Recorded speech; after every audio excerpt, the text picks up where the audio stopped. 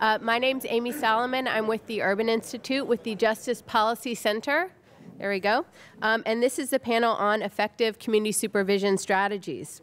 We've heard all day today about the need to focus on the large probation and parole populations, which dwarf the number that are behind bars. We heard earlier we've got 7 million people on correctional supervision. 5 million of them are supervised in the community. I think that Adam said today that for every 2 people on supervision, 1 in prison, we've got 2 in the supervision in the community, and 90% of our spending is on prisons. And this might not matter much, except for we know that the failure rates among this probation and parole supervision population are high. More than 40% of people on probation do not successfully complete their terms, and that goes for about half the people on parole. The supervision failures, we know this, they drive up our prison and jail populations, and they cost almost 20 times more to supervise there than they would in the community. Fortunately, we've heard today there's a lot of consensus about what works in this area. We know what state-of-the-art supervision should look like. A couple years ago, the Urban Institute pulled together a group of leading experts, leading practitioners, to talk about what effective supervision should look like. We identified 13 strategies right here, and about half the people in this room, I would say, contributed to this report and these discussions in some way. And I'm not going to go through all the 13 strategies now, but they're really echoed in all of the discussions we've had today. They include assessment, assessing risks and needs of people, developing caseloads that actually might match the right interventions to the right individuals, concentrating scarce resources on the highest risk people, places, and times, and using swift, certain, and proportional sanctions to change behavior and improve public safety outcomes. I know we're going to hear about some of this from our panelists today, so I'm not going to go into more detail, but I do want to introduce our 3 extraordinary panelists. First up is Dr. Tony Fabelo. Tony is the Director of Research at the Council of State Governments Justice Center. There he is working on correctional systems reform for the Justice Reinvestment Project, and he also runs the Probation Performance Project.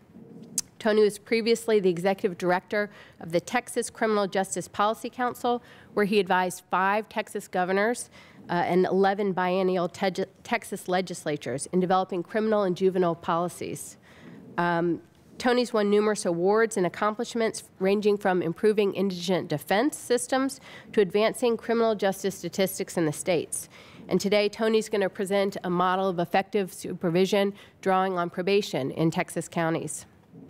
Next, we'll hear from Dr. Michael Jacobson, who's the Director and President of the Vera Institute of Justice. He's also the author of Downsizing Prisons, How to Reduce Crime and End Mass Incarceration, right on topic for today's discussion. In addition to an academic career, both at the City University of New York and the John Jay College of Criminal Justice, Michael actually has real-world experience, too. He was the Commissioner in New York City of Corrections. He was the Commissioner in New York City of Probation. And I think long ago, he was also the Deputy Director of the New York City OMB. I'm sure Michael has won a lot of awards, too, but he was much more modest than Tony in his bio, so I don't know what they are. I've won nothing. There we go. So Michael's going to speak today about the challenges of implementation. He's going to talk about the discretion that POs have in the field and what the impact of that is on prison and jail budgets. And finally, we're going to hear from Judge Alm. Stephen Alm was sworn in as judge of the First Circuit of the state of Hawaii in 2001. Before then, he was the U.S. Attorney. And during his tenure as U.S. Attorney, he initiated weed and seed efforts and also chaired the Hawaii HIDA, the High Intensity Drug Trafficking Area Executive Committee. He's been on many committees, he's won many awards, but I think we all know that he's here today because he is being lauded by policymakers, practitioners, researchers, and even probationers for his new HOPE probation program. HOPE stands for Hawaii's Opportunity Probation with Enforcement. And I think the beauty of HOPE is that it seems to be implementable on a large scale, and it is having very big impacts that we very rarely see in this field. And so today, Judge Alm is going to talk about HOPE probation, its recent evaluation, and the power of swift and certain sanctions. So I know you're going to enjoy these speakers. I challenge any of you to walk out of this without 3 epiphanies and 1 good laugh. And with that, I'm going to turn it to Tony.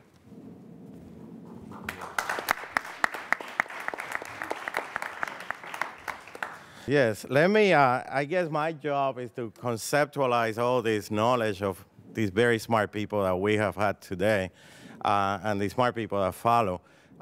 So I try to put just a concept of community corrections that is in great part based on a lot of work that we have done in Texas in improving probation system. And essentially, in a nutshell, it starts with the ability to identify who your offenders are. And this comes from a color-coded scheme that we did in Travis County, where we have these, through the assessment, we can identify what we call yellow, blue, and red offenders. The yellow will do okay, no matter what. The red are the ones that need very strong supervision and surveillance. And the blue ones are the swingers, and I got in trouble in Kansas by using the word swingers, because they look at me like, whoa, you're in Kansas. But then in California, they love it when I was doing the presentation in California.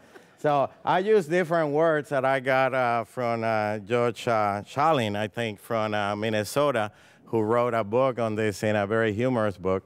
But it's the equivalent of what he calls normal, ordinary, responsible people. And then these slugs that are just, you know, dumb people that need some direction and have had a bunch of social problems. And then these slicks that are a lot harder to deal with. So a great part of what we do in the criminal justice system at the community level that is very important is to be able to have the assessment protocols to know who is coming in. The blue, yellow, red. You know, you're in first class or coach. The airlines do that very well. So as we look at community corrections all over the country, one of the key components is the ability to do that very well. Then once you do that, you have to sort out your supervision strategies in a way that makes sense with treatment, control, and incentive, and what is the mix of all that for the different type of people. And then related to that, you adapt the programs and then the progressive sanction scheme. Operationally, what this boils down, as you heard today from Ed Latessa, who has studied this for a long time, is to reduce supervision resources spent in the yellow group, in the north, people that are otherwise not gonna get in trouble, provide reinforcement and incentives to change behavior, and provide adequate treatment to the blue people, the swingers, and then make sure that you don't get in trouble politically, and make sure that you're able to maintain public safety by providing a close supervision to the red group. Progressive sanction, where it fits, is the system where these people are under supervision, and the judge is gonna talk about the HOPE program, where they have experimented and getting very good results with a swift sanctioning system. But in essence, you have to adapt the system to, again, have different levels of tolerance for different type of offenders, and do this in a way that is applied effectively. And that's the whole system. So in a sense, it's very easy. We know what to do. And I'm giving a plenary speech in the American Probation Association Monday. This is a system of progressive sanctions that we put in Travis County, which is Austin. We know what to do.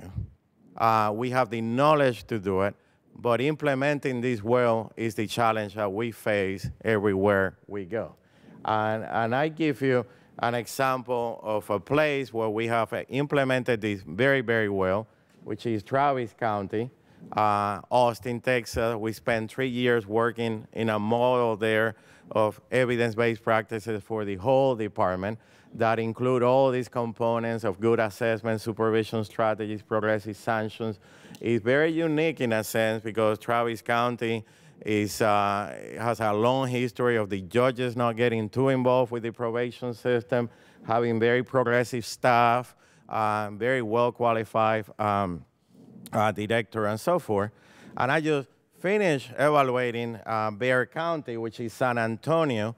It's the 8th largest city in the country, and it has the most dysfunctional probation system in Texas and probably in the whole country. And the report will be in our website Monday.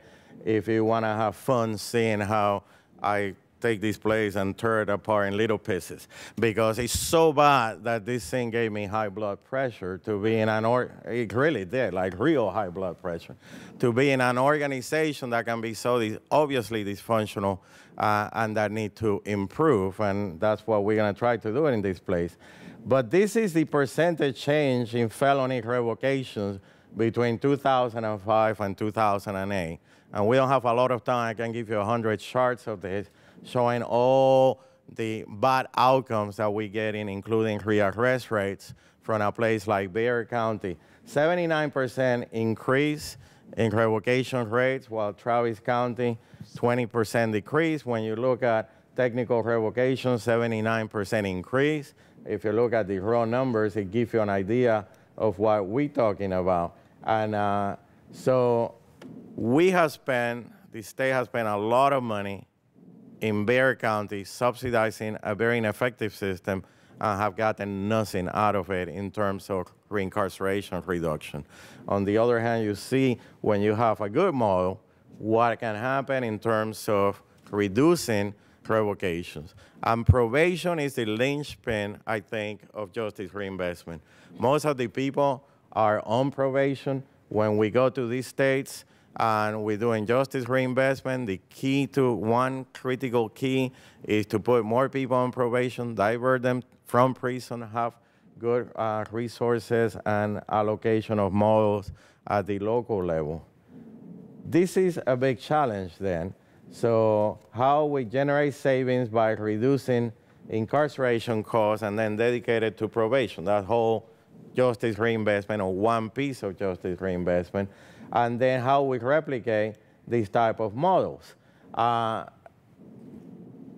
The community is a key, and I don't know if we have talked a lot today about that, and you, Michael, the judge, how you bring the collaboration of community resources. You take a place like San Antonio, ironically, if you look in mental health, where they have a very good collaborative model between the private nonprofit organization, the universities, to deal with mental health and homeless people. And they're creating this huge campus that they call Heaven for Hope, that I think is going to be a model nationally.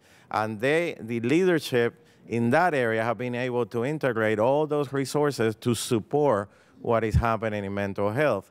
Ironically, we haven't had the leadership to do the same on the probation system. And of course, develop the data and accountability to follow up and try to figure out what works and doesn't work is a key component of everything we do. And generally speaking, all these states now, in particular with the economic crunch, the first thing to go is research. You know, that's what they caught. And we go in there trying to do all this cost effectiveness, and they want to come back and try to figure out, hey, did it work? And they don't have the research, they don't have the capacity to do that, and that's one of the challenges that we face in doing this.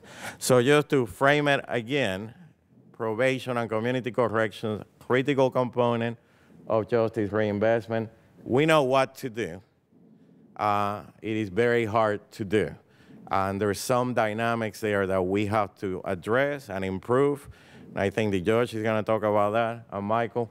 And once we do that, we need to bring the community to collaborate in this initiative and be able then to provide the data to come back and say, this thing is working and was cost effective. So in a nutshell, that's just frame the issue.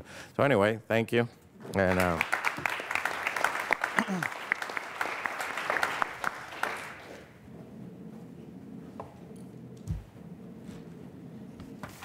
I'm just going to, I'm not twittering. I just need this to keep track of my time. I'd like to thank Judge Allen, by the way, for ceding all his time to me. It was really exceptionally generous of him.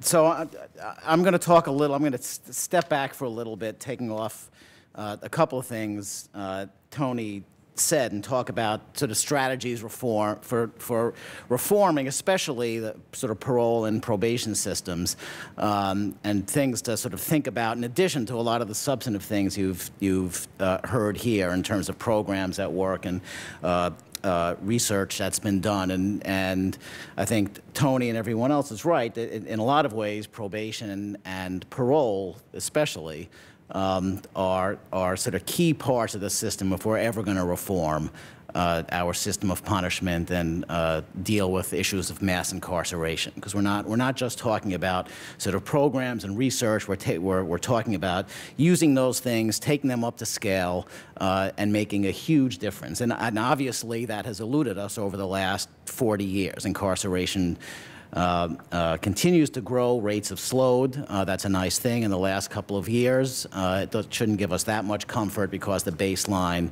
the number of people in prison is so big that even with a slow rate of growth, we're still incarcerating huge numbers of people, and we'll never be able to deal with that unless we somehow systematically reform our community corrections and parole and probation. So let me start just for a minute on why that is not an easy task, and why it's going to take a lot more than just knowledge and good evaluations of programs. And both those things are essential, they're necessary, but they're not sufficient. You need more than that. And one of the reasons is because over the last few decades, certainly over the last couple, both those systems operate almost completely with the wrong incentives. There's almost every incentive in both those systems, parole and probation, to violate as many people as they can, get them off their caseloads, and send them back to prison. And in some ways, it's a rational response to the system they find themselves in. It's a way for those agencies and those officers to manage risk. It's a way for them to deal with overwhelming caseloads. And it's a way for them to deal with the complete lack of resources that they have. They are the two, by far, most under-resourced parts of the criminal justice system. And the thing about those parts of the system, from a policymaker point of view, from a budget maker's point of view, you can never really, I mean, and they sort of try to starve those systems. You can never really starve them because they'll always spend your money in prison and jails, right? They can't spend it on parole and probation. They have no money. There are very few well-funded probation and parole agencies. There are some, but very few and far between. But they'll spend billions of dollars, which they do, on prison and jails. One of the things I've been saying for years is, in a lot of ways, no one in government can spend money like a parole officer. They do it every day. They do it in an incredibly unsupervised, unoversightable way. They make those decisions to violate someone, you know, anywhere from 10 to hundreds of times a year, and it not only costs, again, in the aggregate, I would argue, billions of dollars, but there's not a shred of empirical evidence that it does anything to protect public safety. And in fact, I would argue there's probably more evidence, and we've just done some work on this with New York State Parole at Vera, that the opposite is true. But the incentives make sense, right? They're operating in a toxic political environment. They don't want to take political hits.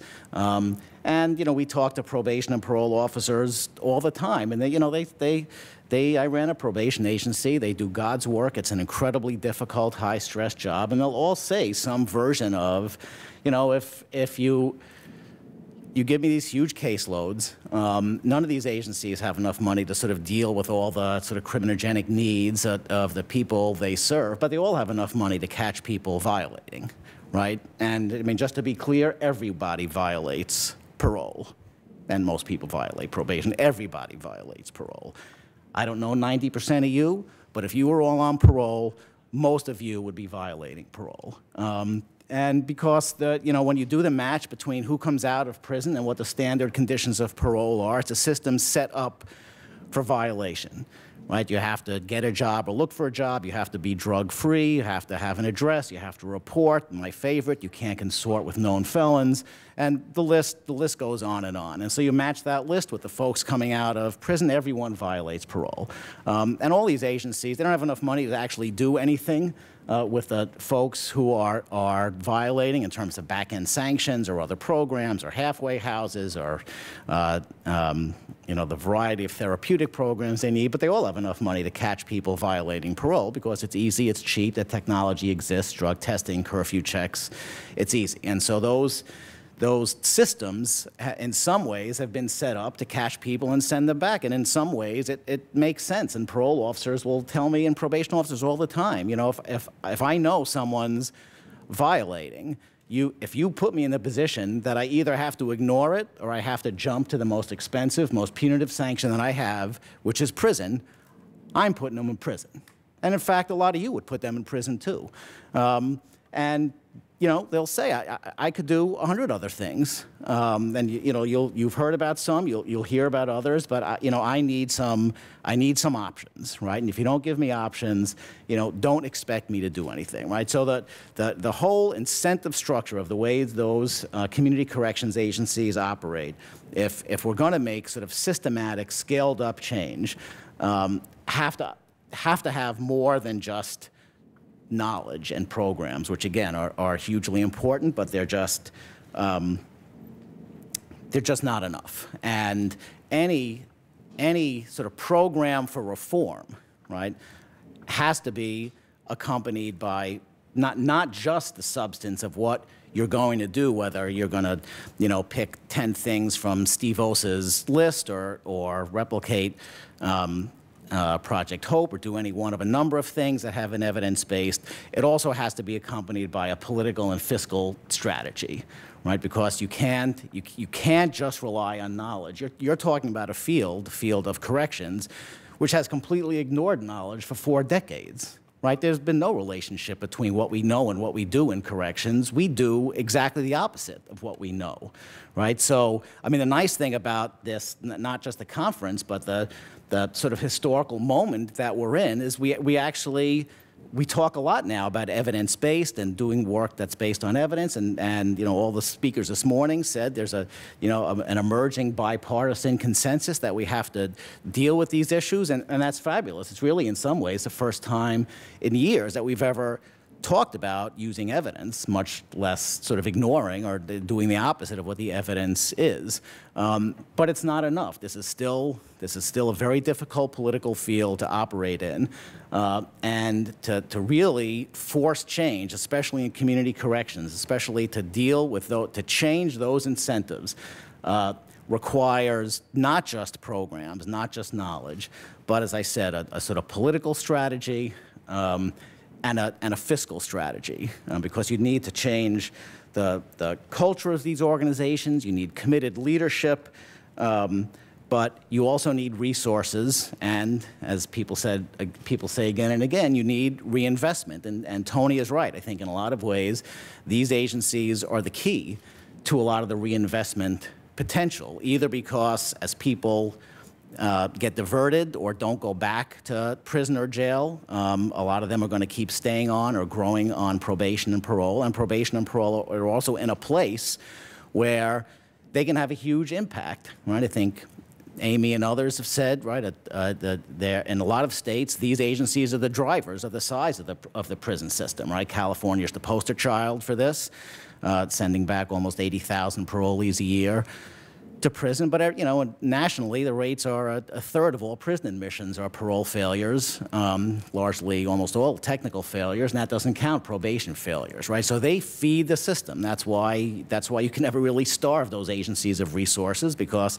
they'll just spend your resources somewhere else. And to change that incentive, to change the way they operate, is going to take both commitment. And it has to be commitment at very high levels. This is not something you can just ask parole and probation or correction directors to do. They cannot do this by themselves. It's just not possible. That's not their job in a lot of ways, although obviously you need them. They don't have the political and fiscal juice to get this done.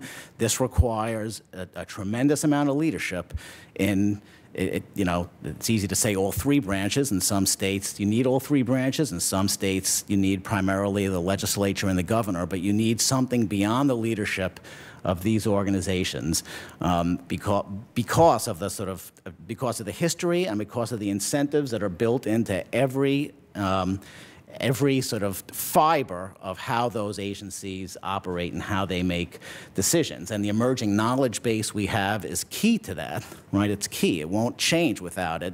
It's just not enough. But what is true is that this clearly is a moment, right? And this summit is, you know, further evidence of that. This is a moment both of intense interest. There's a lot of ferment around the country. You've heard from a lot of people who are doing really interesting things. It's a moment when policymakers of all stripes are now focusing on this. It's a, you know, there's for a lot of reasons, but there's nothing like the meltdown of the global economy to really focus elected officials and policymakers on making tough decisions, making hard choices that they didn't have to make before. And in that context, reforming our system of punishment, reforming corrections, using evidence-based for the first time really in decades, is on the table. It's an incredibly important, powerful moment for this work, and you know, and to sort of summarize, I'm sort of urging, in addition to all the good work you'll hear about here, it has to, you just have to keep thinking at a higher level of how you're going to not just push this through the legislature, but again, you know, part of this is the, and I'll end with this, is the sort of reinvestment piece, right? That is really easy to talk about. It is, I can tell you, I was a budget official for a long time. It's very hard to do, and you've heard states that have done it, so it's obviously possible to do. But it really has to be thought through. You can't just go to a budget office and say, "Hey, I just saved you $100 million. Can I have 50 of it?" I can tell you what. Then I think I was on the more sort of supportive end of budget officials. No, you can't. And you know, that coupled with things like even when correction populations shrink, correction expenditures still grow. I mean, you really have to reduce correction populations significantly to start getting real budget savings, although you can get opportunity savings. I mean, we don't have enough time, and I'm sure, you know, there'd be a riot if we really talked about the sort of technical budget aspects of this, but it's hard to do, and it really needs to be thought out. But again, I think the really positive news here is that in addition to the evidence base, the emerging, growing evidence base, there's a real consensus politically that it's time to do something. There are really good examples of work that's been done. It's a really important historical moment in this country to be able to do this kind of reform. I'm not sure that moment is going to last forever, and I would argue we really have to take action right now to do it. Thank you.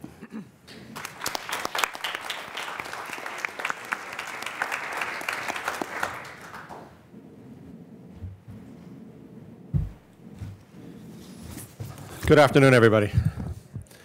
I'm a felony trial court judge in Honolulu, Hawaii, and after we had been doing this whole thing for a while, we were looking around at the literature, and I saw a reference to downsizing prisons with Michael Jacobson online. So I ordered it, Borders came in, I looked at it, and I learned, of course, stuff about our parole system in Hawaii that I didn't know. We were sending the third most number of folks to prison that in 2001 were from parole. I had no idea it was so bad. So I called him up on the phone, and I said, I'm a judge in Hawaii, and I just bought your book.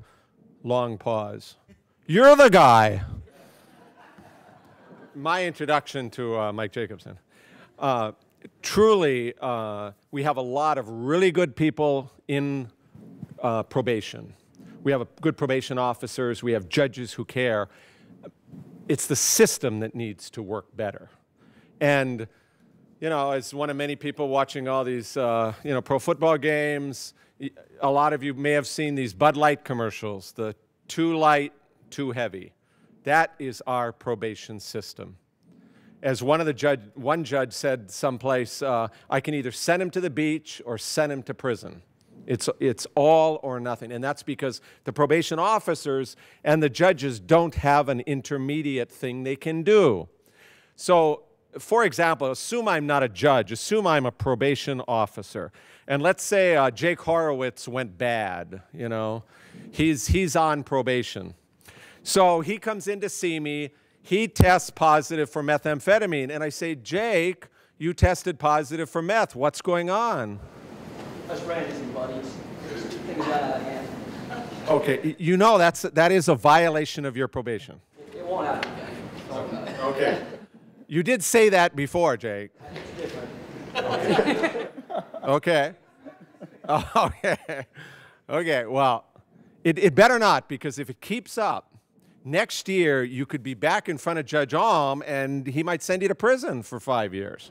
You do understand that? I'm with you. I'm with you. Okay, good, good.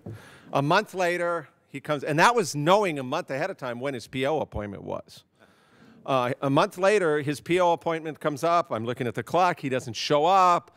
So I start getting on the cell phone. You know, later on, I'm trying to find him. He doesn't show up. You know, 2 weeks later, I managed to get a hold of him and say, set a new appointment. So at the new appointment date, he comes in. Jake, what happened to your other appointment? I knew it. It just, work ran late, and then I had some car problems. But don't worry, I got it under control this time. Okay, you know, you really have to do this. This is screwing you up. My time is valuable. You're on probation. Again, if this keeps up, next year you could be going to prison. You do understand that? I do. I appreciate it. I'm with you. Okay. Well, truly, that is an example of what a lot of well-meaning and the probation officers try to talk to them and look at what work they're doing, and that's what's going to happen. So when I was assigned to this current calendar in 2004, I would get motions to revoke probation from the probation officer with 5, 10 more violations. And finally, the probation officer had gotten fed up, and essentially, it often ended with the person just not showing up at all. And the PO was saying, this person is not amenable to probation. A motion to revoke probation gets filed. It takes them hours to fill out the affidavit and the motion, send it to the prosecutors. They put a motion on it, goes to the admin judge, warrant gets signed. The next time the guy gets stopped for speeding, Jake gets stopped for speeding or committing a new crime, boom, the warrant comes up. We get notified at court. My staff sets it 10 weeks down the road. The guy sits in custody that time. When he comes in, the letter from the PO to me, a confidential letter, says, this guy's not amenable to probation. Send him to prison for 5, 10, or 20 years. And I thought, this is crazy. There has got to be a better way to monitor people on probation, because I was seeing this right off the bat. And so what do you do? Well, I thought, what do I do as a parent? Especially my kid was 15 at the time, but when he was smaller, he's doing something he shouldn't, you warn him, and then after that, if he does it, you give him a consequence right away. It's the swiftness and certainty of what you do, not the severity. It's the swiftness and certainty that's going to get his attention, and he's going to tie together the bad behavior with the consequence. So I thought, how am I going to do that in our probation system? Well, I talked to this is the summer of 2004. I talked to a probation supervisor. She said, great, I've been waiting to bring some more consequences and integrity to our system. I then brought the prosecutor, one of the prosecutor's supervisors, and the public defender to the table. I asked the prosecutor supervisor, can you design a new form that the PO can fill in 5 minutes? Because this takes a lot of time. It's not going to happen. So tested positive for blank on blank. Missed an appointment on blank. The public defender said to me, the rules are the same, but you're actually going to enforce them for the first time. Can you, warn our guys how this works? So he said, that sounded fair and good due process. I went to talk to our jail. I said, at first, you're not going to notice it because so many people go back and forth, but we're going to start small. You may see some repeat customers, so you might think about your intake procedures. I then knew that warrant service got the absolute lowest priority in law enforcement. And if we were all police officers, we'd want to be out arresting today's crooks, not somebody who was arrested a while back. Because I was U.S. attorney and we set up a HIDA, I talked to the HIDA director, then the U.S. Marshal. The U.S. Marshal agreed to have the Federal Fugitive Task Force serve the warrants for my court to start with. I got a laminated wanted poster, and on October 1st of 2004, we had a warning hearing in my court. And what we did was pick a high-risk group of, there's a high-risk probation section where people have kind of earned their way into. Many of them have very high LSIR scores or other trailers, but in addition, their demonstrated inability to follow the rules is going to get them violated. So we started with anybody who had been sentenced by my courtroom on probation, who's in that high-risk group. Now, I clearly believe if they're violent and dangerous, you send them to prison at sentencing. But if they're going to be put on probation, and many people should be put on probation, you don't want the 20-year-old car thief going to prison the first time. You don't want somebody caught with drugs like that going to prison. But I explained to the folks in court, you are adults. I cannot control what you're going to do. But I can control what I'm going to do. And I can guarantee you everybody in this courtroom wants you to succeed on probation. But the way I view it is for you not to be in prison and on probation means you're making a deal with a court, and that means me, that you're going to follow the rules of probation. So from now on, if you don't follow the rules, you're going to go to jail. If you don't see the probation officer, a warrant goes out the same day, hold up sign. These guys are going to come and arrest you. They're not going to come alone. It's embarrassing. So people can get hurt. So even if you screwed up, come turn yourself in anyway, because I'm going to take that into account in what I do and what my consequence is.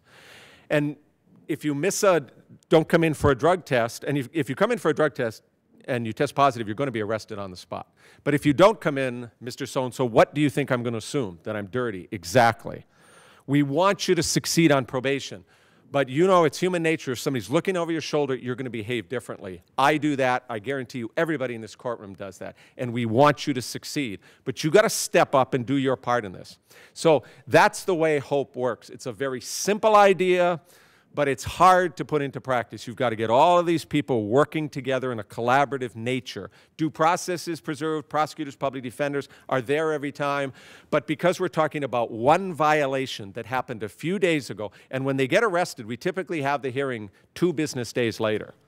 And the person gets arrested, goes to jail, held in custody. We have the hearing 2 business days later. When I come out, I don't turn to the prosecutor and say, call your first witness. I turn to defense counsels and say, Ms. So-and-so, if you talk to your client, how do they want to handle this hearing? Oh, my client wants to admit to it.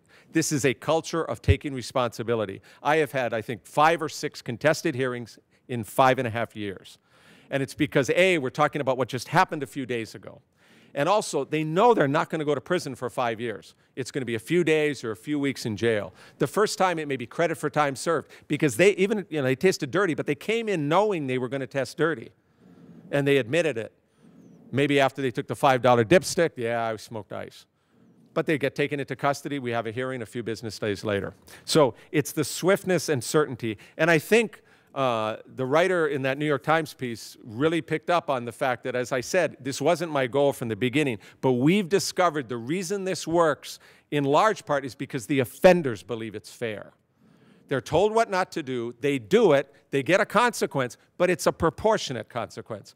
A few days, a week in jail, couple weeks, that type of stuff. If a person's on the run for a while and they get arrested, I may come into court and say, Mr. So-and-so, I'm not even having a hearing today. I'm continuous for a month, sit in jail, and decide, do you really want to be on probation or not? Because you got to do things. This is harder than being in lockup, where they tell you when to wake up, when to go to sleep, when to go to chow. You got to step up and do all this stuff. So I think that's a big part of it. I did have a contest among the POs to come up with a name for this program. And they came up with a lot of suggestions. One of the early ones was Yank and Spank, right? And that was the head of the sex offense unit. So we thought, well, yeah, okay, we got to get something more aspirational. So somebody came up with Hawaii's Opportunity Probation with Enforcement. And I thought, this is great, because that's what we tell these folks at the warning hearing. That we want you to succeed. Your family wants you to succeed. The taxpayers of Hawaii want you to succeed. It's $50,000 a year to lock people up in Hawaii. It's $27,000 a year in Arizona, which is why 40% of our inmates are there. This was handed out in front. Dr. Angela Hawken from Pepperdine was the principal cost-benefit analysis researcher for Prop 36. She heard about all this. She went to Marlene Beckman at NIJ, got a grant to do a randomized control trial study. And we did it in main branch with the highest, like 160 to 180 clients per person. The high-risk group, all 900 of them are already in HOPE. The very highest risk section, they're already all in HOPE. But in main branch, the people that were earning their way to that high-risk group, they picked 500 people, 2/3 by computer randomness, 2/3 go into the study groups, 1/3 in the control group. And that's showing, after 1 year studying the 2 groups, positive test results are down 72% for the Hope guys compared to the control group. Missed appointments are down 61%.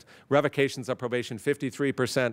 And probably the single most important number is arrests for new crimes are down 55% for the people in the Hope group versus the people in the control group.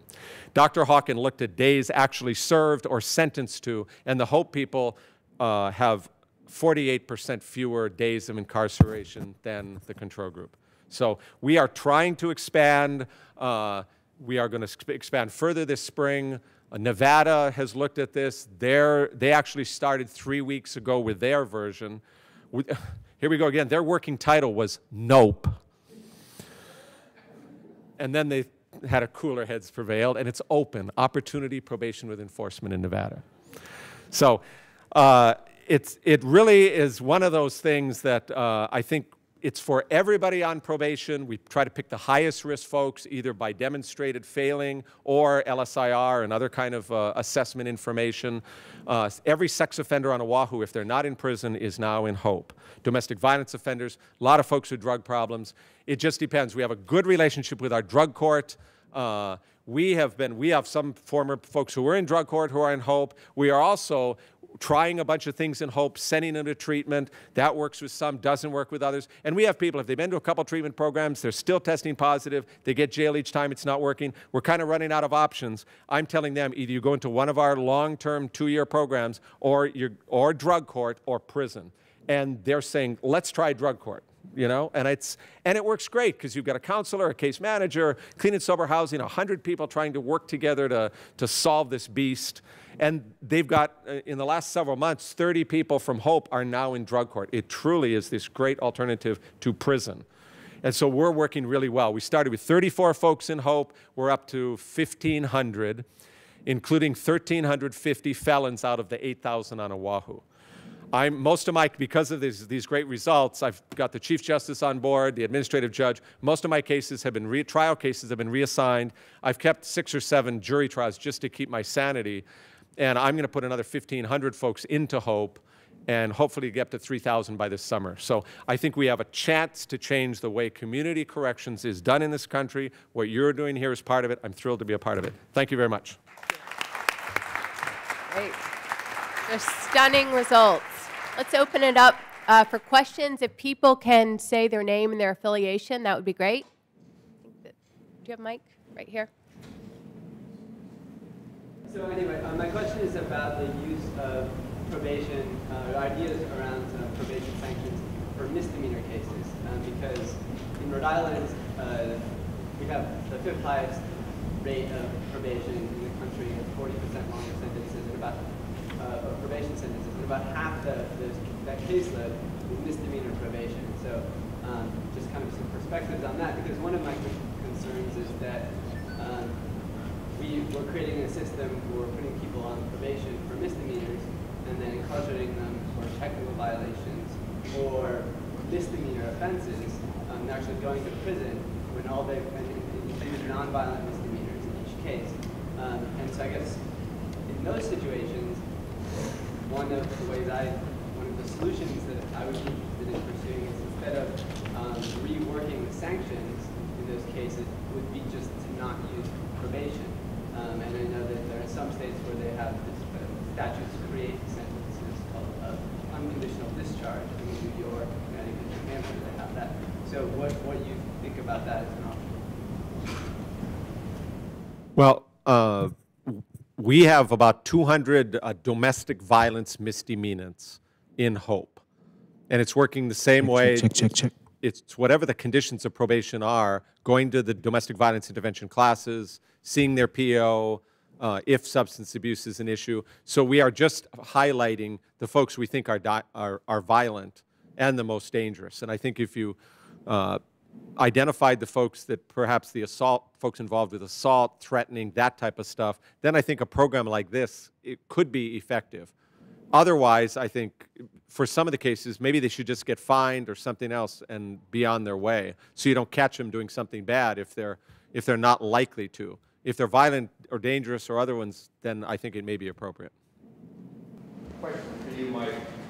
Do you think that these agencies across the country that control these populations have got their competencies capacities they need to be able to change these policies, if they have those resources? Can you comment on that? No. Yeah, I mean, obviously some do, but no, it's a structural problem. I mean, they don't. I mean, that's why I was saying it's you have to sort of approach this systematically, because it will require resources. But you know, resources are never enough. It's not, you can't just give a you know, probation department that has a caseload of, you know, whatever it is, you know, 200, and then give them an infusion of money, and so now their caseload is 150. Will that make any difference? No, it won't make a bit of difference, right? So it's, you have to really target your resources for things that make sense, but you also have to accompany it with, in a lot of these places, a sort of cultural change in those agencies, and changing those incentives. And the only way you're going to do that is, and it doesn't have to be particularly, you know, charismatic leadership, but it has to be leadership both at the agency and, in some ways, more importantly, at the state level, right, to get this done. And you come from a perfect state, right? You guys did, you know, what did you close? 19 prisons, and you sort of, you know, redid all of this. I'm assuming you could never have done that if the governor did not push that, right? That this was not, when you're at that level of change and that level of politics, it has to be on a state level, a governor, on a city level, a mayor or a county executive. It's going to take a lot of work. This stuff is not easy. You know, you could always put up a program or two and have it work. But if you're really going to change how they operate and how they make decisions, and sort of, you know, give incentives to not just sending people back, but to, you know, to taking some risk, to putting them in programs that meet their needs, to not supervise people. You know, it's very difficult for these agencies just to even contemplate, you know, not supervising low-risk people. Like, say goodbye to them. Don't do anything to them. You know, do nothing, put them on a kiosk, put them on an administrative caseload, you know, say goodbye. I mean, whatever your version of nothing is, because we know from the evidence that that's what you should do. Just don't do anything. Don't hurt them, right? Don't screw them up. That is very, very, I mean, and I understand that at some level, they just can't wrap their minds around it. And so, you know, and there are 50 things like that. So, you know, I think all those agencies can get that competency and get that capacity, but it's not a short term as was yours, right? It's not a short term issue. Dennis, just to follow up on him, not only the competency, which I agree with him is deficient, a lot of these places are jaded. They don't think anything can change. So even if some of those people were competent, they're not competent anymore just because they don't want to change. I mean, they go, what's the latest fad? Hope now is the latest fad. So we're going to do hope for 1 or 2 years until a couple of judges screw it all up, and then that's the end of hope. And then there'll be, you know, some other name. Yeah. So the problem with that, and I don't know how to deal with that, honestly, we face that in Travis County, a lot of competency, very, really well-educated staff and people and all that. And it's like, how you let them know that this thing is for a while, that it's going to be there, it's going to be supported and all that. That is what I find the most challenging thing, just to convince these people this is not like the latest fad, and somebody will very quickly come up and scale it back, screw it up, or whatever. It's I don't know. For me, that's the biggest challenge. Hi, I'm Judy Sackwald. Judge, I've heard you present several times, and I feel like starting a fan club for you. But I would put you in that category of a charismatic leader, and you clearly were well connected due to your ties with HIDA. How did you bring other Hawaii judges into it? And do you have any suggestions for people in this room that would like to get their own judiciaries excited about that kind of a program? Okay, for our judges, once we did it for a year, and we did it without any extra funding the first year, the POs used more of the $5 dipsticks, and the probation department already had some treatment money for the entire 8,000 people on probation. But after the first year, when we went to the legislature and we got some money, we put most of it into treatment. I think 3/4. And then I talked to the other judges and said, how about this? I've been doing this. It's going to take some work. Everybody said, okay. I don't think a couple quite realized it is going to take a bunch more work. And at first, especially, and your staff is going to have to work. Instead of setting one motion to revoke 10 weeks down the road, they set sometimes multiple ones 3 days down the road. And it's a leadership thing, as I told the other judges. And this was received more or less well. If you care about it, your staff will care about it. If you don't, they won't. And in fact, it went to all 10 judges. They got the same results. I asked the Attorney General's office to do separate stats for each 10 judges. Otherwise, you know what they'd think. Well, my guys are behaving. I'm sure the other folks aren't, right? So everybody, we all got the same results. So it really doesn't, as long as they follow through with it. But when given a choice by the Chief Justice, 4 out of the 10 said adios to the hope. And I think a couple was their staffs. It was easier to, listen to the staff and, pacify them. And one of them just hated to put anybody in jail, I think, and another one, it was just somebody else's idea. But 6 out of 10 said, we like this, we're going to keep doing it.